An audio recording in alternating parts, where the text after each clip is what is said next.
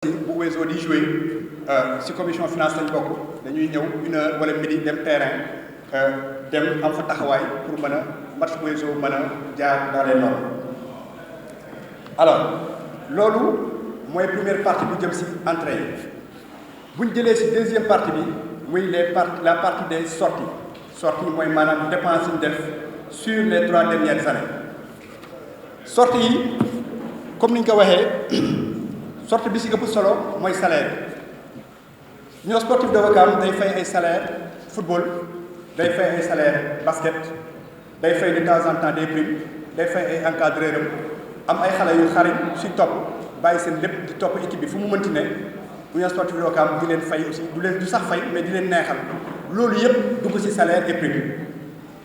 loolu bu ñu ko xaymaawee sur les 3 dernières années mu ngi toll ci 174 502 170 francs CFA. Pour joxe un ordre d'idée, Union sportive de Ouakam sur le football, à peu près tous les mois sur le football, boo jëlee salaire football yëpp masse salariale bi tourne autour de 5 500 000 francs CFA par mois. Sur le basket, masse salariale bi tamit soo ko jëlee du sori 2 millions, ça tourne entre 1 700 000 ba 2 millions maximum donc ci basket bi. donc loolu à peu près moom la ñuy jël bu ñu ko jëlee rek calcul bi def naa dina yomb lool bu ñu ko jëlee jéem ko xool sur les 3 ans à peu près dinañ xool bu ñu si yokkee nag les primes de signature et cetera donc on aura ce montant là globalement. sur la partie infrastructure di nekk aussi benn partie boo xam ne bu am solo Wezo dépensé na si 64 260 565. partie infrastructure comme ni ma ko waxee tout à l'heure mooy nekk deuxième partie bi dinañ si ñëwaat parce que amel nañ ko AG bi pour mën a indi ay détails yu gën a leer si point yooyu mais ñu jàpp ne montant bi lañ si dépensé muy 64 260 565. sur la partie de groupement préparation et restauration siège Wezo dépensé na si 60 219 360 francs CFA 390 francs CFA. bu ñu jëlee la partie matériel administration frais généraux donc ñu dépensé ci un montant de 36 357 048 francs CFA muy à peu près 10% des dépenses. bu ñu jëlee la partie transport on a dépensé sur les 3 dernières années 16 652 659 francs CFA sur les 3 dernières années. sur le marketing et social ñu dépensé 8 643 290 francs CFA. Et enfin, sur le médical, ñu dépensé 6 280 677 francs CFA. Donc, bu ñu ko xoolee sur les 2 tableaux mooy chiffre yi ñu avancé woon tout à l'heure total entrée 317 166 558, total sortie 366 915 799.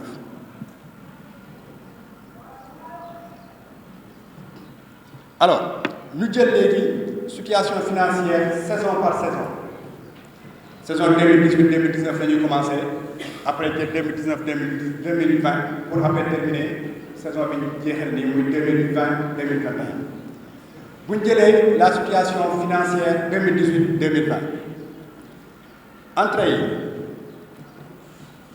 Union sportive de Ouakam recevoir na en quote-part 185 000 moom la ñu wax léegi nii. muy quote-part yi ñu recevoir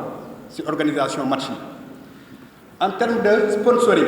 Union sportive de Ouakam recevoir na 15 millions boobu bu ñu si ñëwaatee tuuti bu ñu fàttalikoo ne il y a à peu près 5 ans Union sportive de Ouakam signé na benn convention ak Wari pour un montant de 100 millions yoo xam ne dañu ko Wari daf ñu koy jox par tranche donc tranche bi moo nekkoon dernière tranche su 100 millions yi ñu Wari jox muy 15 millions boobu moo nekkoon la dernière tranche. en termes de subvention Union sportive de Ouakam recevoir na 5 230 000 francs subvention yi aussi dinañ si ñëwaat pour gën a leeral partie boobu subvention yi lan moo ko constitué. sur les transferts comme ni nga ko waxee sur la saison 2018-2019 Union sportive de Ouakam recevoir na un montant de 263 41 618 muy montant wu transfert joueur bi ñuy wax Mamadou Loum Ndiaye. les cotisations des membres du CD c'est 2018-2019 donc c'était 853 000 Merchandising événementiel, en 2018-2019, c'était 245 039 francs CFA. Et soutien immédiat, c'est 2018-2019, nous avons aussi 2 millions de francs CFA. Donc, pour la saison 2018-2019, nous avons recevoir dans ces xaalis 286 554 757 francs CFA. Nous avons donc si wàll boobu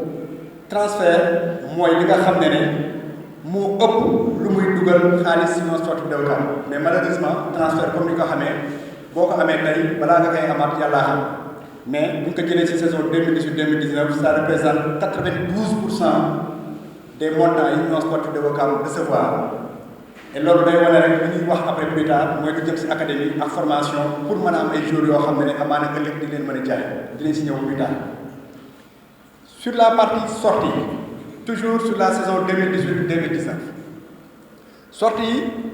tout ce qui est matériel, administration et frais généraux, ils ont dépensé 23 718 568 francs CFA. Nous avons le transport, comme nous l'avons dit tout à l'heure, le transport entraînement, le transport équipé, donc nous dépensons 8 890 744 francs CFA. Tout ce qui est salaire et primes, 2018-2019, dépensé 56 186 100 francs CFA. La partie regroupement, préparation et restauration des joueurs, nous avons le siège, nous dépensons 18 245 200 francs CFA.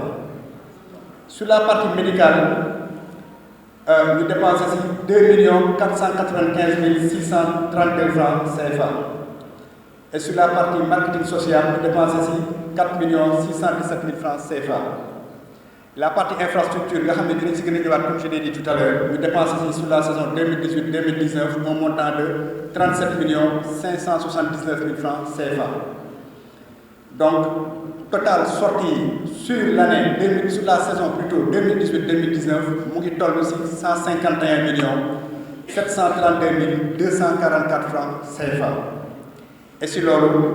avons rek salaire et prime mooy li nga xam ne moo si ëpp solo parce que bu ñu ko xaymaawee mu ngi toll si plus de 37% donc des dépenses de l'Union Sportive de Ouakam donc bu ñu ko mënee gën a leeral mooy tey jii bu dee ñett benn bi jëm na si salaire et prime wala benn ak ko teg donc loolu mooy situation financière u Union Sportive de Ouakam sur la saison 2018-2019.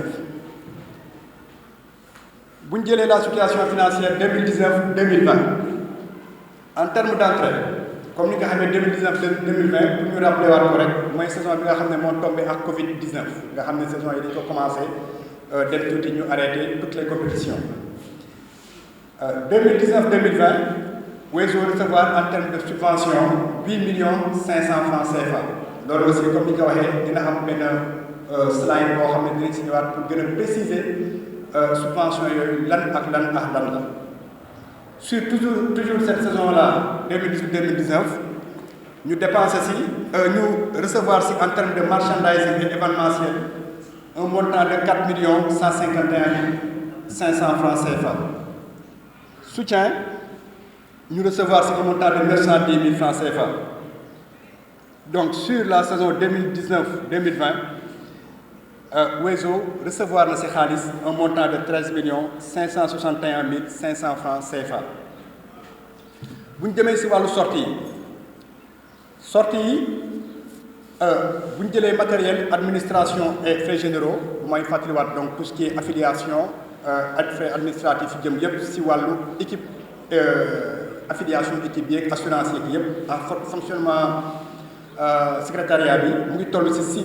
640 792 francs CFA bu ñu jëlee transport mu ngi toll ci 3 45 700 francs CFA ñu jël salaire et prime mu toll ci 41 676 000 francs CFA ñu jël tout ce qui est regroupement préparation restauration siège comme ni ngeen ko gisee montant bi dafa wàññeeku bu baax par rapport ak yeneen saison yi parce que comme ni ko waxee saison bi àggul mais jot nañ ci dépensé 15 491 680 francs CFA. bu ñu jëlee la partie médicale donc ñu dépensé ci un montant de 1 239 115 francs CFA. ñu jël la partie marketing et social ñu dépensé ci 2 535 645 francs CFA ñu jël la partie infrastructure muy un montant de 16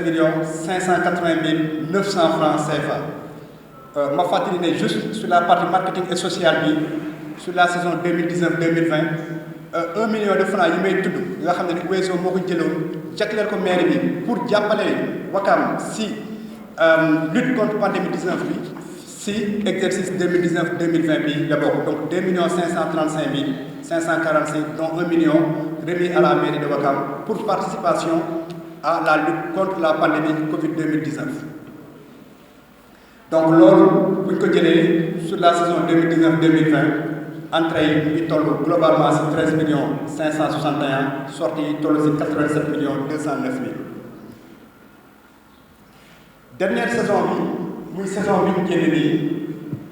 muy saison 2020-2021 alors quote-part amul donc comme ni nga ko waxee organisation marché yi Wezo moo koy def et li ci ëpp Wezo bu organiser marché la plupart du temps bu génnewaat xaalisam pour mën a fay service d'ordre ñi organiser marché bi yëpp sapeurs-pompiers location stade subvention yi Wezo jot na ci 2020-2021 bi 1 600 000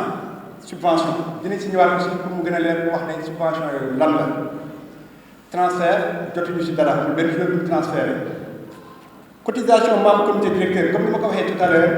bu ñu gisee première saison bi c'était 800 000 francs la toll woon dernière saison bi donc comme ni ko doon salué tout à l'heure cotisation membre comité directeur mu ngi toll ci 4 630 000 francs CFA ñu koy saluer encore une fois merchandising et événementiel mu ngi toll ci 3 850 000 francs CFA 3 850 millions li ko constitué la plupart c'est les recettes de 3 500 000 nga xam ne ngoyaat bi xale yu jigéen yi organisé vraiment taxawaay bu rafet donc ñoo ko dugal mu nekk un montant de 3 500 000 ñëw indi ko dugal ko ci caisse Union Sportive de Ouakam tout ce qui est soutien donc ñi nga xam ne vraiment ci seen xaalisu bopp di ay Ouakamois wala ñoo xam ne ay non Ouakamois tamit am seen yéene jël seen xaalis indi ko Union Sportive de Ouakam mu toll ci un montant de 6 970 301 francs CFA donc entrée yi mu ngi toll ci 17 50 000 francs 50 301 francs CFA ci saison bi génne nii bi ñu jëlee sortie ci saison bi génne nii matériel administration ak frais généraux mu ngi toll ci 5 997 688 francs CFA transport Wezo dépensé 4 716 215 francs CFA salaire et prime donc comme ni nga ko waxee tout à l'heure football basket Wezo dépense donc pratiquant encadreur staff technique Wezo dépensé ci au total 76 640 000 francs CFA regroupement préparation et restauration des joueurs yi dëkk siège ñu dépensé ci 26 482 510 francs CFA médical donc ñu dépensé ci un montant de 2 545 930 francs CFA tout à l'heure maa ngi cité di wax ne vraiment commission médicale autant ñëpp dañ daan gis amaana benn nit wala ñaari nit commission médicale tey ñu saluer vraiment may fàtte docteur Mboup toog ñu saluer vraiment la présence de nos petits frères yoo xam ne ay xale lañ suñuy rakk lañ di jàng médecine week-end bu ne dañuy bàyyi seen liggéey ñëw ànd ak équipe bi donc accompagner ko su aussi la direction des doyens comme ñoom Mandoy ñoom Adrien donc docteur Mboup ñoom ñoom Ablaye Diouf ñu taxaw ci commission bi di toppatoo suñu pratiquants yi donc ñu leen remercier bu baax sur la partie marketing et social donc ñu ngi def des sorties pour un montant de 1 490 645 francs et sur la partie infrastructure on a dépensé 10 100 665 francs CFA donc bu ñu jëlee sorties on a dépensé au total sur la saison 2020-2021 un montant global de 127 973 653 francs CFA donc toujours rek lii ñëw mooy bu ñu xoolee année bu nekk dañuy gis ne Wezo salaire mooy li nga xam ne mooy dépense am bi ëpp solo donc comme ni ko waxee tout à l'heure ñu jàpp salaire mooy à peu près sur le football 5 500 000 par mois sur le basket autour de 2 millions de francs par mois loolu mooy charge yu gën a diis ci Union Sportive de Ouakam. waxoon naa tout à l'heure ne subvention yi montant global bi ñu recevoir ci subvention sur les 3 saisons mu ngi toll ci 15 330 000 francs CFA mais day jaar aussi ñu faram-fàcce ko pour mën a wax subvention yooyu lan la moo ko composé. subvention yi li ko composé mooy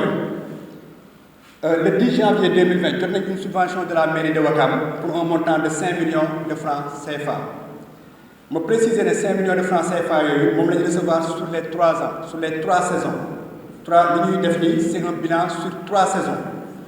donc du 5 millions yoo xam ne parce que dañu si interpellé dañu jox 5 millions de francs CFA par année wala par saison ñu préciser ici que l'Union Sportive de Ouakam a reçu un montant de 5 millions de francs CFA de la part de la mairie de Ouakam pour un montant pour les 3 ans loolu mooy li am. li ñuy wax nii nag jubluñu ci dara lépp lu ñuy wax fii c'est des faits ay chiffres la ñuy jël di ko jox AG bi muy ay chiffres yu wóor subvention fédération sénégalaise de football de football bi Covid ñëwee dañ jàppale équipe yi amaana jàppale boobu tolluwul ni ñu ko yaakaare woon mais Wezo recevoir na un montant de 3 500 000 francs CFA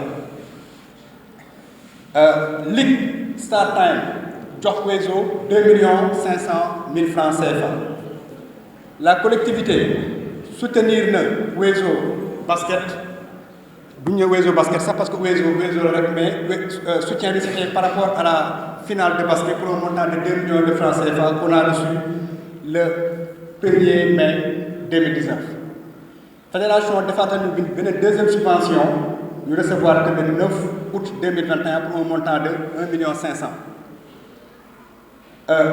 Prime vainqueur basket Saint-Michel bi sunu pratiquants yu góor yi gagné pour Saint-Michel on a reçu un montant de 400 000 francs CFA. Si finale boobu aussi mairie bi subventionné na ay tickets donc pour supporters yi mën dem stade pour un montant de 210 000 francs CFA. donc mairie bi aussi joxe na benn soutien donc pour cette finale là pour un montant de 120 000 francs CFA. Et en dernier lieu la fédération de natation joxe na aussi benn subvention xale yi di def natation triathlon jox ko Union Sportive de Ouakam pour dimbali leen pour un montant de 100 000 francs CFA. donc bu ñu jëlee montant yooyu yëpp sur les 3 saisons les 3 dernières saisons donc li ñu recevoir ci subvention mooy montant bi 15 330 000 francs CFA sur les 3 dernières années. et donc subvention yi ñu ngi représenté 5% des entrées de l'Union Sportive de Ouakam. L'Union Sportive de Ouakam bu ñu jëlee lu mu recevoir ci xaalis sur les 3 dernières années bu ñu ko jëlee subvention yi li ñu ci recevoir c'est 5%. 15 millions yi représentent 5% des entrées globales de l'Union Sportive de Ouakam. Donc la seule subvention qu'on a reçue de la mairie en 2020 qui est de 5 millions représente à peu près 2% des montants reçus en termes d'entrée au niveau de l'Union Sportive de Ouakam. Donc loolu mooy li am sur les 3 dernières années. Donc on tenait vraiment à préciser ces chiffres-là pour que mu leer ci participants wu AG bi yëpp. alors slide bi mooy dernière slide première partie bi. première partie bi dernière slide comme ni ko waxee wax nañ nan lañ dépensé xaalis par rubrique mais aussi dina yenu maanaam ñu wax nan lañ dépensé xaalis Wezo par section. section yi am na section football am na section basket am na section natation am na section athlétisme am na section tennis. alors sur le football sur les 3 années on a dépensé un montant de 248 828 410 francs CFA. Sur le basket sur les 3 dernières années on a dépensé 51 435 899 francs CFA. Sur la natation on a dépensé 1 537 925 francs CFA. natation nag duñ ko wax te duñ ci taxaw tuuti pour aussi wax apport Seynabou Ndiaye parce que natation ak athlétisme mooy ñaari section yoo xam ne di Seynabou Ndiaye ak Amadem Gueye xaar ñu amaana ñun ñëpp mën nañu remercier suñu bopp mais ñooñu vraiment seen taxawaay si seen section dafa mel ni seen section ñoom ñoo ko moom Amadem Gueye vraiment xaarul kenn si dara yaa si xaarul kenn si dara donc montant yi avancé nii sax bi ñu toogee ak ñoom di jéem a def benn bilan pour xool exactement lan lañ dépensé à un moment donné duñ ci sax génn mooy lii mooy li Wezo génnee waxuma ak ñoom loo xam ne ñoom ñoo ko génnee si seen wàllu si seen poche bopp donc nit aussi boo koy seedeel booy wax da ngay wax aussi di am te loolu mooy li am tennis amaana sur les 3 dernières années amul activité As Camara moo nekkoon donc président mais amul presque activité donc moo tax mu chiffre bi toll noonu donc suñu xoolee section toute section confondue on a dépensé un montant global de 302 655 234 francs CFA loolu mooy section yi ñu jël partie infrastructure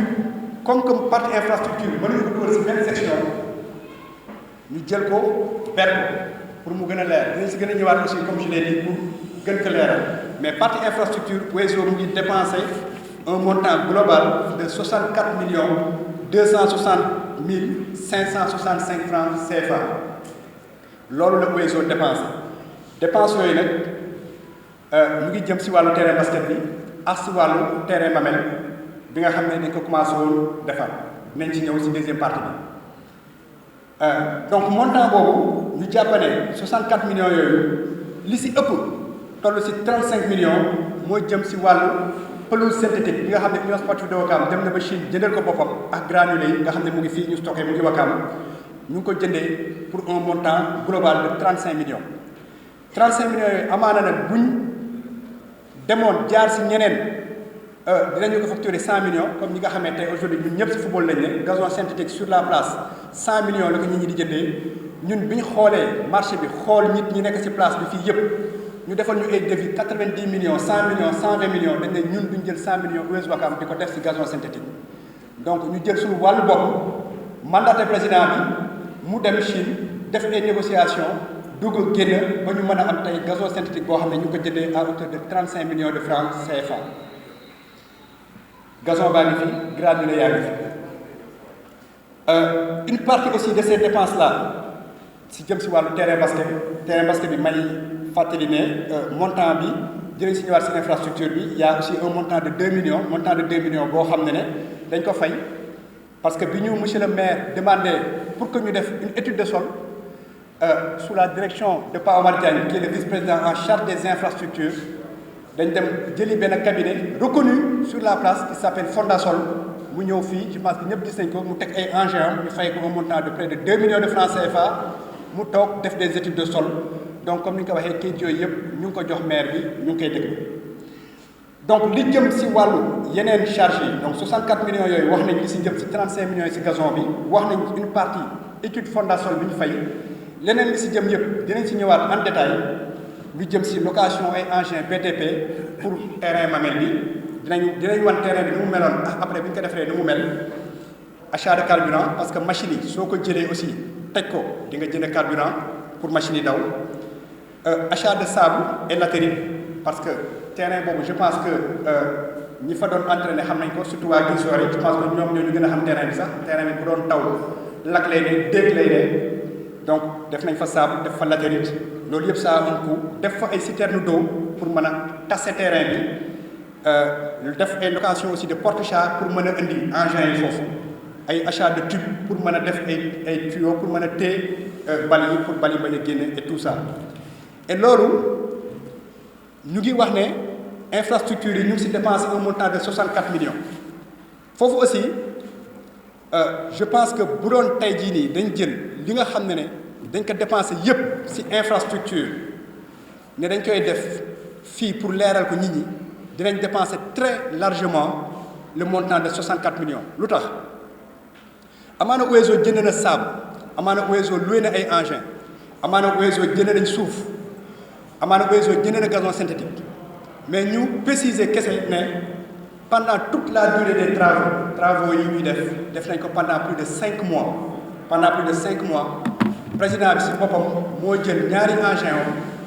yoo xam ne moo ko moomal boppam du Wezo moo ko moom jël ko yéegal ko terrain Mamel je pense que ñi daan yéeg terrain Mamel doon na gis engins yi foofu engins yi di fa nekk di fa liggéey pendant des mois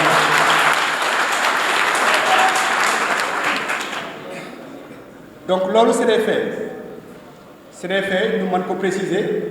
ñuy massaw président bi parce que benn bi si engins yi dafa liggéey ba far yàqu donc duñ ko waxee mu ne ñu amul solo donc ñu jéem a xool lu koy defee rek jël ko def ko ferraille donc engin boobu tey ferraille la président merci beaucoup.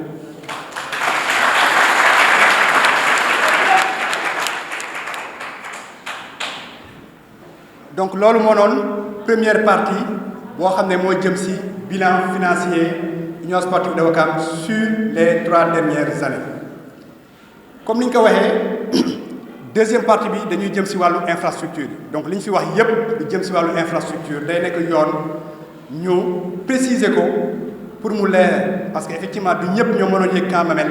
du ñëpp ñoo gis la lañ fa def du ñëpp ñoo gis avancement travaux yi nan la demee donc tey aujourd'hui je pense que dafa jot pour ñu expliquer assemblée générale bi loolu yëpp nan la demee pendant toute cette période là. donc partie boobu muy deuxième partie infrastructure yi 4 parties il y a la partie bu ñuy wax donc le terrain du Camp des Mamelles mooy première partie bi moo si ëpp solo terrain Camp Mamelles boobu bi ñu ci jógee am na benn partenariat bu ñu signé ak armée Sénégal dinañ ci ñëw aussi dans les détails am na troisième partie bi muy le siège du club et le terrain de basket muy quatrième partie et la dernière partie muy l'académie centre de formation. bu ñu jëlee première partie bi di terrain Camp Mamelles dinañ ko jagleel 5 pages yi di ñëw yëpp ci terrain Camp Mamelles bi jubluwuñu si lu dul leeralal leen nu mu demee. terrain Camp Mamelles le 6 septembre 2018 la ñu def demande de partenariat sportif boo xam ne ñu si remercier aussi bu baax aussi waa Guy Soir si seen taxawaay. ñu def demande de partenariat sportif Wezo boo ko def adressé ko au chef de corps du commandant du Camp des Mamelles lettre bu président bi signé ñu référencé ko Wezo lettre numéro 821 signée par le président de l'Union Sportive de Ouakam monsieur Abdou Aziz Gueye ñu jël lettre bi dem yóbbu ko camp ba mu am aussi suñuy frères yoo xam ne ñu ngi aussi si armée bi ñu si mel ni ñoom Moussa Diagne Kaccu ak ñeneen am si aussi taxawaay bu am doole gunge ñu si taxawuñu si bañ gis toutes les autorités de l'armée pour ñu am un accord pour mën a am terrain bi pour le compte de l'Union Sportive de Ouakam. Le 21 septembre 2018 ñu jot un courrier du commandant par courrier référencé numéro 0696 bat 1 du commandant et secrétariat donc pour jox ñu accord nañu terrain bi mën nañ ko utiliser terrain bi nag biñ koy jot ñun terrain bi bu ñu xoolee photo yi bu baax dinañ xool photo yi ni mu mel mooy li may wax léegi terrain bi dégg la woon kenn mënu foon entraîner engins yi ñuy gis nii si première slide yi mooy engins yi nga xam ne président bi balaa ñuy xaar dara lañ jël ay donc engins indi ñu commencé travaux yi pour def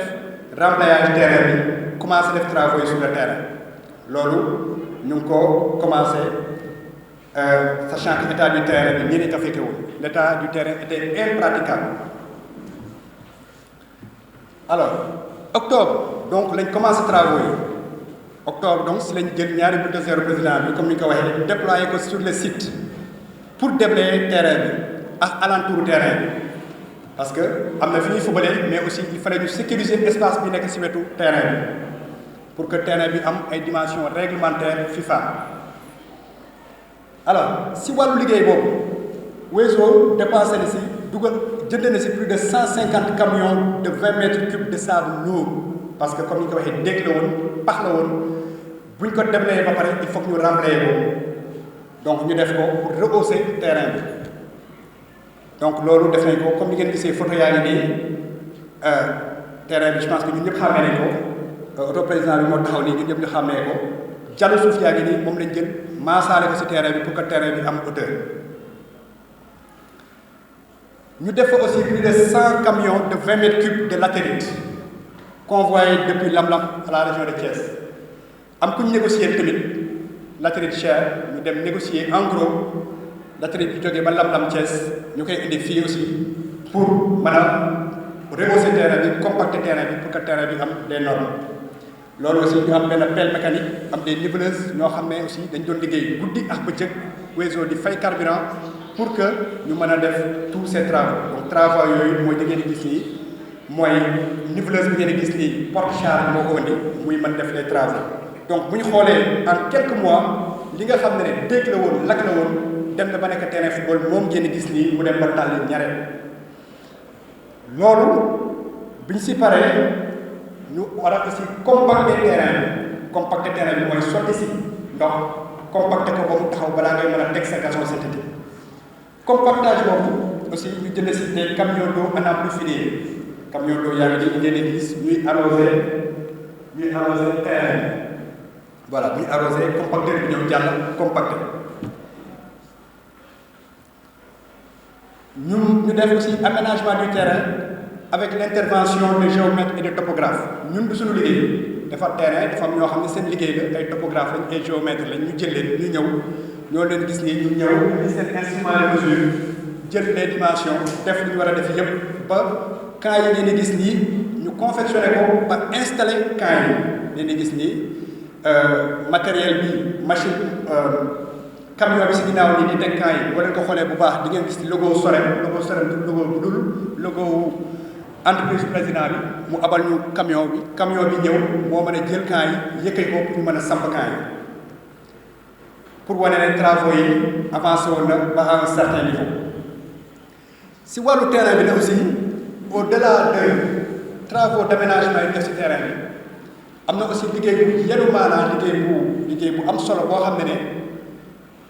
bureau Union Sportive de Ouakam def na ko si surtout président bi parce que yomb na nga ne da ngay dem gazon da ngay dem Chine jëndi gazon mais jëndi Chine gazon du noonu déedéet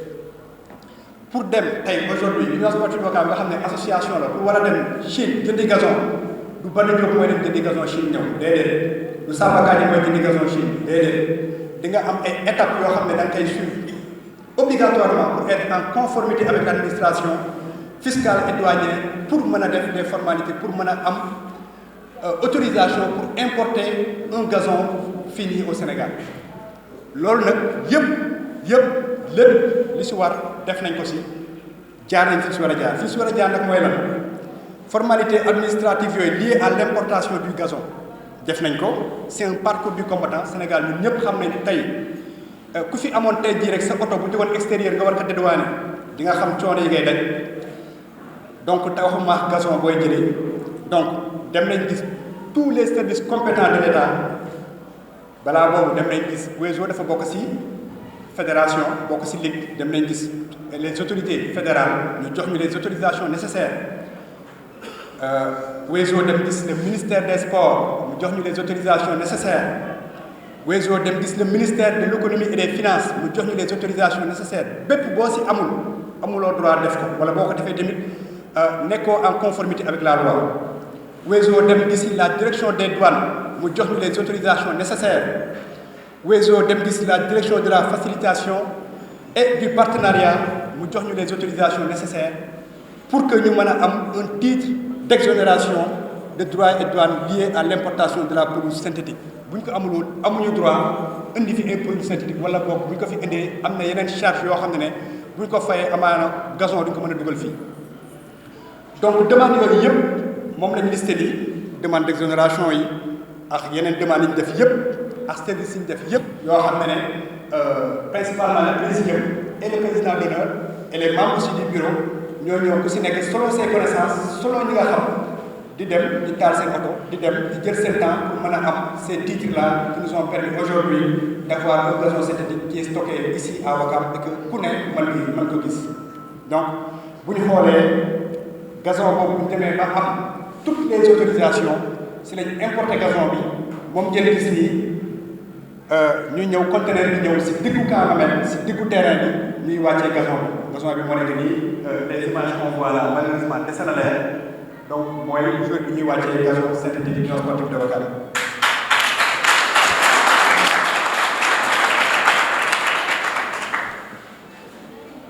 donc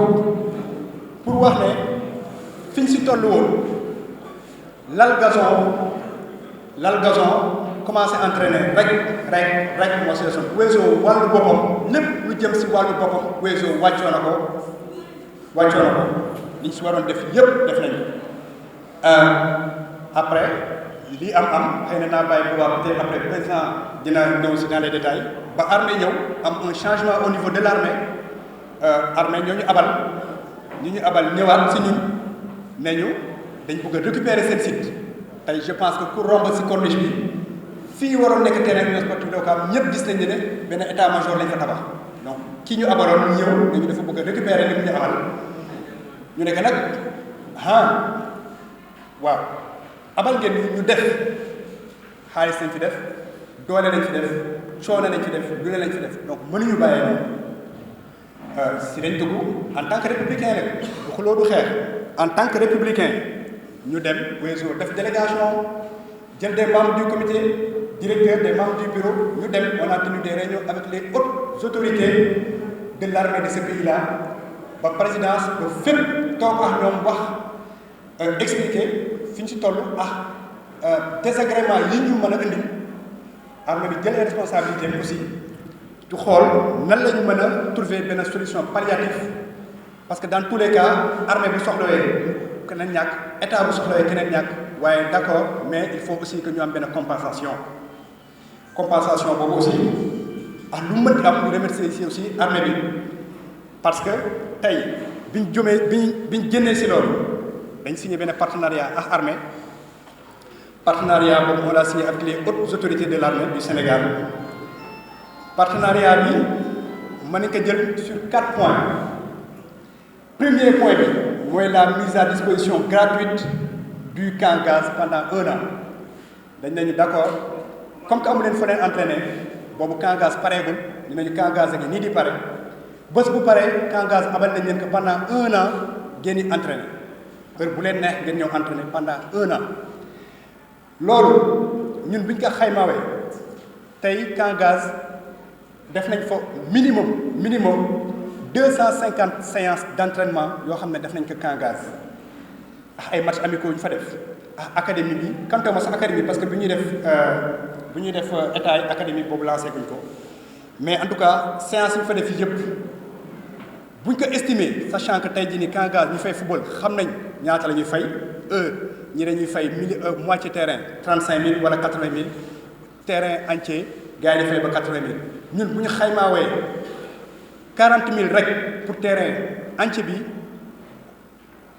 ñu ngi ko xaymaa pour un coût estimatif de plus de 40 millions de francs CFA. Wezo entraîné depuis le temps ñu ngi entraîné di utiliser à 100% le terrain du camp gaz bu ñu ko xaymaawee toll na si 40 millions yoo xam ne bu ñu joxul woon camp bi dinañ uti beneen terrain boo xam ne fa la ñu dem louer pour entraîner fi donc loolu aussi compensation bu am solo la tamit. Alors tarif préférentiel pour Union Sportive de Ouakam à partir du 1er janvier 2022 loolu bi mu weesoo te loolu mu ngi daw ba léegi partenariat bi ñu am nga xam ne ñu ngi entraîner gratuitement ça court jusqu'au 31 décembre donc ba tey jii nii weesoo lu ñu entraîner foofu du ñu fay ñu ne ñu janvier 2022 bu commencé dinañ xool ñeneen ñi war nañ mën a fay ay 80000 par match par heure mais yéen mën nañ leen defal benn forfait pour un montant de 500 000 francs par mois mu nekk à peu près au lieu de 6 millions tey bu ñu xaymaawee Wezo lu mu war a entraîner bu ñu ko estimer à peu près ça tourne autour de 6 millions ñu ne ñu au lieu de payer 6 millions da ngeen di fay tous les mois 500 000 francs comme ça ngeen entraîner ngeen am un tarif préférentiel loolu mooy deuxième point bi. troisième point bu partenariat bi signé ak armée bi ñu ne ñu camp Leclerc ñu tuddee que léegi camp Idrissa Fall nekk fële sa Liberté 6 ñu ne ñu bu paree ngeen ñëw ñu toogal camp bi pare na camp Idrissa Fall pare na ñi commencé nañu fay jouer ñu ne ñu bu paree ngeen ñëw ñu toogaat ñu xool aussi nan lañ leen di mën a joxee ay nombre de séances d'entraînement loo xam ne dañ koy définir waxaguñu ndax gratuitement la wala ndax day nekk tarif préférentiel mais bu boobaa dinañ toogaat ñu xool nan la ñuy def ba Wezo am fi des conditions préférentielles par rapport ak ñeneen ñi fi ñëw yépp loolu mooy troisième point bi. quatrième point bi muy la mise à disposition du complexe de sport de Guéréo comme ni ñu ko xamee armée bu ñu xoolee temps Covid 19 bi di ngeen gis ne am na benn complexe sportif boo xam ne armée moo ko moom mu nekk Covid mu nekk Guéréo nga xam ne dañ ko réquisitionné woon sax yóbbu fa ay malades de Covid c'est un complexe ultra moderne am des locaux fonctionnels am un terrain synthétique loolu yëpp ñu ne ñu boo leen ko soxlawee aussi moo xam si hivernal la moo xam si camp fermé boo leen bëgg a def pendant la saison ngeen ñëwaat ñu toog ngeen xool loo leen ko soxlawee ñu xool ñu aussi nan lañ leen koy yóbbalee donc loolu mooy 4 points yi nga xam ne moo lal partenariat bi nga xam ne moom la Union Sportive de Ouakam signé ak armée Sénégal donc mbooloo mi maa ngi jégalu bu baax si présentation bi xam naa ne xaw na gudd tuuti mais da doon c'est important vraiment duñ gisee tous les ans c'est important que AG bi bu amee membre AG bi ñëw ñu mën leen jox fidèlement li nga xam ne moom lañ jot a liggéey sur les 3 dernières années loolu je pense que lu ñu amee ñi fi toog ñëpp la jéem nañ ko def nu mu gën a claire jéem nañ ko def nu mu gën a rafetee amaana peut-être que mën na am ay manquements su suñu wàllu bopp la mais lu si mënti am aussi boo leen amee ay questions aussi on est là le présidium est là les membres sont là pour ñu xool na lañ si apporter des éclaircissements donc maa ngi nuyu ñëpp di remercier ñëpp aussi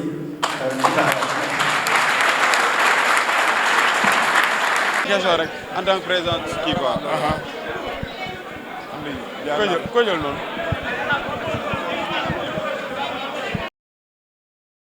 waaw AG moom ni ma ko gisee dafa am solo parce que Weuz Ouakam ñëw na tey présenter le bilan des 3 dernières années et liñ ci gis mooy que ne c'était un rapport boo xamante ne apprécié et validé par acclamation. Le rapport d'activité et même le rapport financier aussi a été validé par acclamation. Di profiter di remercier di féliciter surtout les orateurs parce que le rapport financier bu mu détail bi mu am wax xaalis bu nekk fi mu jógee fi ñu ko dugal ak ni ñu ko dépensé je pense que loolu noonu moo tax sax moo apaiser le climat boo xoolee bi ñu paree benn question rek moo am te question boobu noonu ça a été répondu de façon fiable. Maintenant li ma ciy wax rek mooy que ne y a eu de l'affluence y a eu beaucoup de personnes li ma ci sant yàlla rek mooy que def nañu assemblée générale bi amul xeex amul dara je pense que le comité directeur sortant a été vraiment félicité. Maintenant dañuy dem ci élection inchallah du bureau et je pense que dañ ciy dem ci jàmm ak salaam parce que c'est Ouakam qui gagne. mais ñu gis ne y a un peu d'amalgame ñu gis ne amul xeex amul xuloo mais dafa mel ni ñëpp déggoo ñu ci benn kàddu. non en fait xam nga déggoo ci ñàkk déggoo ci kàddu mooy bu fekkoon ne rapport bi dañ ko joxe am ñu ci d'accordul mais ñi nekkoon ci salle bi yëpp d'accord ci rapport bi.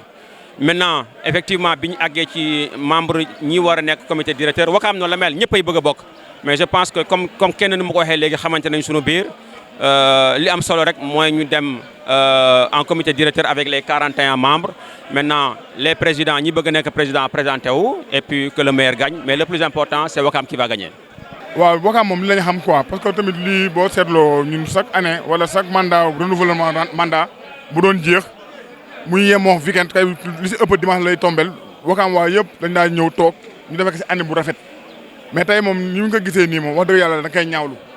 parce que image lay doon la nga xamante ne nii maanaam ñi koy rafetlu si dëkk bi bëriwul parce que day dem partout dans le monde te nous entre nous club bi tamit dañu war a xool tamit bañoo xool intérêt personnel dañu jéem a xool si yenn satisfaction naka mën a teg si yenn loxo anim ñi nga ko mën a yóbbu mu doon intérêt commun bañ a nekk intérêt personnel tant que équipe bi ñu koy def si intérêt personnel dañuy subir les conséquences te bu boobaa képp koo xam ne doomu Ouakam nga aussi tamit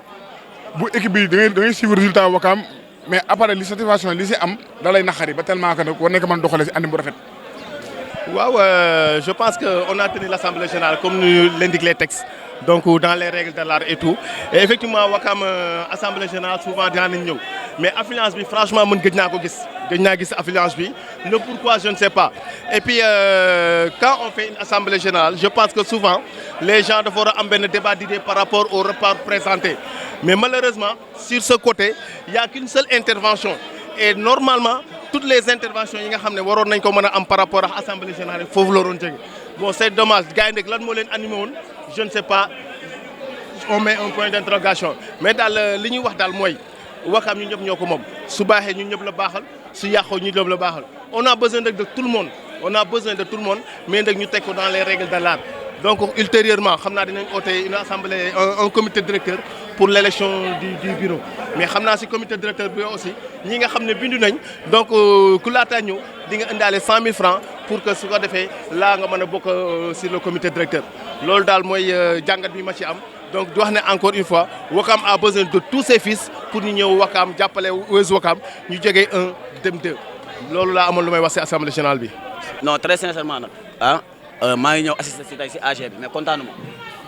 parce que ni ñu doxalee élection comité directeur bi jaarul yoon parce que ñun ñi ñëpp jàng nañ fii ku nekk xam nga ne bureau sortant bii dem dafa comité directeur bi dañ ko dafa war a ànd ak ñoom demaale wàcc maanaam tey jii nii ñoom dañu waroon président bi dem na bureau comité directeur bi dafa war a wàcc yaa ngi dégg bu baax mais imagine toi ñoom ñu ñëw reconduire les mêmes personnes ne ñooñu parce que dañ doon joxe seen xaalis rek dañ leen di jëlaat ba pare man c'est constat bi ma def mooy que ñoom dañ bëggaat nekkaat majoritaire si biir li nga xamante mooy club OSO. mais dañ ne ñooñu ñoom ñoo doon participer ñoo doon corriger à temps loolu tax ñu maintenir leen. ma ne ban texte moo wax loolu. mais ñoom ñoo ko wax si texte yi peut-être la. dafa am ay textes yoo xamante ne moo ko tënk ban texte moo wax ne comité directeur bi fi nekkoon doon cotiser 50 000 ñooñu dañ leen di jëlaat copté waat leen ñu nekkaat si même comité directeur bi loolu amul fenn c'est du jamais vu amul fenn dañu waroon wax ne ñooñu ñëpp wàcc nañ léegi bu ñuy falaat ñu bees loolu mooy yoon ñoom bu ñu bëggaatee bokk ñu yëkkati seen loxo mais waruñu woon jël une centaine de personnes la ñooñu dañ leen di téye parce que ñoom ñoo doon joxe seen 50 000 ci année mandat bi nga xamante ne moo jàll. bon asalaamaaleykum maa ngi nuyu waa Ouakam yëpp di wax ne man moom dama am déception man personnel parce que pour man club bu US Ouakam waruñu ci lii ay politique wala ay lii wala lële non non Ouakam moo ñu ñor Ouakam moo ñu intéressé ñun lenn mooy suñu bilan mooy nu club bi demee première division dañ sonn si deuxième division beneen bi mooy lan moo tax en tant que club bu Ouakam day war a fubal ba si jour bi wala nit ñi fubal li ba ñëw club bi waa dëkk bi di doog a yëg ne US Ouakam da doon fubal tey loolu ban problème moo am waxtaan wax dëgg sa la. amul communication. Manque de compétence waxtaan wax dëgg sa la équipe bi gars yi kenn gënuñu ko bëgg gars yi dañ bàyyi naan Ouakam boo ko bëggee waroo doxalee nii ay intérêt personnel wala diviser pour régner mag ñi nañ ñu bàyyi te dimbali ñu te yàlla tax buñ ñu jaxase suñu biir wasalaam. waaw affaire yi moom comité de bi ni mu jeexee ni du lu ñu neex du lu ñu gënal bu ñu sañoon ñu def ko ci yar ak teggin def ko ci diplomatie ba ki nga xam ne moom la Ouakam wóolu ñu fal ko parce que après tout élection yi mu ngi ñëw ku nekk yaa ngi xëkk di jëm sa côté mais ñun lu ñu gën a ñor te intéressé ñu mooy le club mooy union sportive de Ouakam parce que élection yi day jàll US Ouakam dafay des bu ñu fàtte ne fii président bu nekk jaar na fi liggéey dem président bu nekk jaar na fi liggéey dem politique bi day jeex mais union sportive de Ouakam nañ ko jël gars yi ñu gën ko valoriser ñun en tant que Ouakam waa xam ne club bi Ouakam yëpp ñoo ko bokk parti ay parti diw ak diw mais union sportive de Ouakam club bu Ouakam la képp ku dëkk Ouakam juddoo Ouakam màggee Ouakam ci union sportive de Ouakam nga bokk club bi nañ ko sàmm gars yi nañ ko aar te xam ne sport moo ñu ñor di ñaan yàlla suñu borom saison bi ñu dëgmal suñu borom yéegal ñu Ligue 1 incha allahu rabbi maa ngi jaajëfal ñëpp di bégg ñëpp jaajëf. dañuy sant rek suñu borom sant sax ñu xam ne lépp nag c'est des Ouakamois et des Ouakamoises ñoo fi nekkoon rek yëpp doomi Ouakam fi nekkoon yu bëgg a defar ñun loolu mooy suñu objectif union sportive de Ouakam ku dund Ouakam nekk jeune bëgg sport sa nga bokk. mais na lépp rek rafet parce que ñi fi jógee nii suñu compagnie gi xam ne ñun ñoo yoroon mandat bi expliqué nañ lépp ba mu leer si finance bi si lépp équipe bi tam am na foo xam ne fa lañ ko fekkoon fa lañ ko yóbbu yaa ngi dégg bu AG jotee nag waa am droit ñëwaat toog Ouakam ne lii ngeen ñu dénkoon lii lañ si def fii lañu toll kon ñii loolu lañ war a def man dama part personnel man yàgg naa bokk si bureau sa blaison ba léegi nii yaa ngi dégg mais li ma fa gis nii ñi génn nii dañ leen war a taxaw si kaw tàccul leen parce que toll na foo xam ne équipe bi amul xaalis ku nekk làmba sa poste mu nekk ay millions nga tegal ko pour Ouakam mu nekk rek ay doomi Ouakam ñun ñu takku ñun jigéen Ouakam organiser fa ngoyaan bàyyi ñu kenn jël suñu alal jël suñu lépp dolluwaat ko équipe bi loolu la Ouakam di xaar si doomi Ouakam ñoo ñëpp nañu organiser wu ut loo xam ne day jëmmal union sportive de Ouakam nga jël ko ñëw indi ko si équipe bi loolu la ñu xaar mais pas nii pas li ma gis fii nii c'est pas joli lii nii baaxul. mais xam nga normalement boo nee membre comité directeur nga toog ñetti réunion ñëwuloo boo ko soos d'accord naa waaw léegi il faut nga wérante aussi li nga xam ay OSO dañ defar texte yi ñun ñëpp ñu fekke kaf waaw léegi test yi bi leen di fal lu tax appliqué wu ñu test yi bi moment di bàyyi fii xam nga appliqué wu ñu test dañuy waxtaan rek appliqué wu ñu ko xam nga ñun yoruñu équipe bu nan laa ko mën a waxee privé équipe bu village leen yor quel que soit alpha da ngay xool dëkk bi ni mu bindoo ak ni mu ko bëggee ñu defee ko noonu yaa ngi dégg OSO SA yaa ngi dégg OSO 1957 donc 1957 boobu moom la fi leen wax ne moom la si 51 moom la fi village bi am ñëpp si leen bokk waa léegi tey même boo demee di indi article da nga koy appliqué yow tu vois que ne am na membre yoo xam ne cotisé wuñu masuma ñëw amul réunion bu ma tardé à part que bi ñuy defar terrain basket bi parce que je ne voulais pas jeûner den ma boole ak jaraaf sama ndijaay la moo tax ñëwatuma circonstance boobu noonu assemblée générale mënoo ko jël comme considération parce que am na appartenance buñ doon daje duñ fa jëlee xam-xam réunion dañ fay jëlee xam-xam parce que li ñu yor alalu dëkk bi la lépp lu ñu si mënti doon dañuy xool intérêt dëkk bi ñu doxal ko moom mi xam na li may wax tey bu ñëwee ne ñii ñooy membre ñooy cotiser c'est faux parce que xam nga la moo tax dama leen poser assemblée réunion dama leen laaj ne leen génneel leen ma ñi bokk comité directeur masulu ko génne. asalaamaaleykum maa ngi nuyu ñëpp képp kuy déglu li ma siy wax mooy l'union sportive de Ouakam appartient à toutes les Ouakamois foo mënti nekk rek si nga bokk du alalu ndey du alalu baayu kenn ñun ñëpp ñoo si bokk yem souvent damay dégg ñu naan woy Aziz def na sacrifice jël na këram et cetera et cetera un président doit faire des sacrifices. US Ouakam réunion ne regroupé nañ si ay kër man mi di wax ak yow regroupé nañ sama kër 1 an nen bàyyi yenn détails quelqu'un koo xamante ne da nga doon président tu dois faire des sacrifices def na sacrifice nangul nañ ko mais assemblée générale et souveraineté bu ñëwee fii di fal quel que soit temps bu mu mënti jël dañ ko war a xaar bu mu jeex ñu soog koo def man li ma d'accordul mooy que ne ñu ne woy membre comité directeur yi ñoo daan cotiser non c'est faux loolu c'est faux parce que man amul benn réunion boo xam ne tardé naa ko à part que bi ñu commencé defar siège bi la problème am ñu naan clan gauche jaraaf clan bii léegi nag pour bañ a jeûner moo tax ñëwatu moon réunion dama demandé président Aziz ma ne ko liste comité directeur da nga koy génnee nga affiché ko du lu ñuy laax du affaire copain du affaire yaama neex yaa ngi dégg yàgg naa ko wax ma ne ko tant que génneewu ko du ma cotiser parce que mënu ma a xam kii bokk comité directeur ak ku bokkul comité directeur kuy wax rek yàlla tax yàlla laa jël comme seede bu fekkee lu may wax yàlla na ma jël en pleine réunion chaque réunion ma posé leen question boobu ñan ñoo bokk comité directeur tey bu ñëwee ñu ne ñii nii ñooy cotiser te ñooñu sax daawuñu ñëw même buñ cotiser fii kan moo fi mën a def lu fi nit deful kan moo fi am lu fi kenn amul alalu mbooloo na da nga leen di jël 36 membres la léegi damay indi article c'est pas ça fii ay góor jigéen nekkunu fi ñu baal ma si kàddu góor jigéen nekkunu fi ni mu tasee warul tase noonu parce que buñ wootee waat ñëpp dañuy ñëw par force pare nga organiser ko mu nice fii xeex yàgg na fi am te dañuy terminer si xel ak si xam-xam ñëw nu fii pour di bañante wala et cetera ku nekk xam nga sa compétence su morom ku mën xam nen ku mënul xam nen do ay problème koppar de nen ko def candidat buy joxe nen joxe ñu xool kan mooy joxe loolu bëriwul solo xam nga la mënu ëppal solo mooy US Ouakam jëm si kanam parce que fi mu nekk baaxul yaa ngi dégg baaxul te dañ ne l'union fait la force donc si union bi nen xool li nga xamante ne mooy njariñu dëkk bi ñu def ko dooy affaire copain de dafa am loo xamante ne nag ñun duñ ko bàyyi ay góor leen ni ñoom amul benn compétence bu ñu yor dama ne muy Aziz muy keneen amul lu nit mën a yor te mënuñu ko yor amul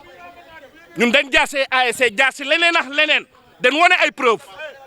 du ñuy góor jigéen de ñun ciblé wuñu pour kenn mais nag su fekkee ne sa mandat jeex na ba nga dem nañ ko rafetal ku nekk li nga war a jël nga jël ko nit mënul di yëkkati nga ne damay farulaax man damay bindal kii loolu moo dul yëfu lu normal warul jeexe ni US Ouakam yàgg na si coow mais dañuy toog waxtaanee ko xool la mooy njariñu club bi ñu def ko fii kan moo fi cotisé lu fi cotisé kan moo fi def lu ñu fi deful du noonu de du foofu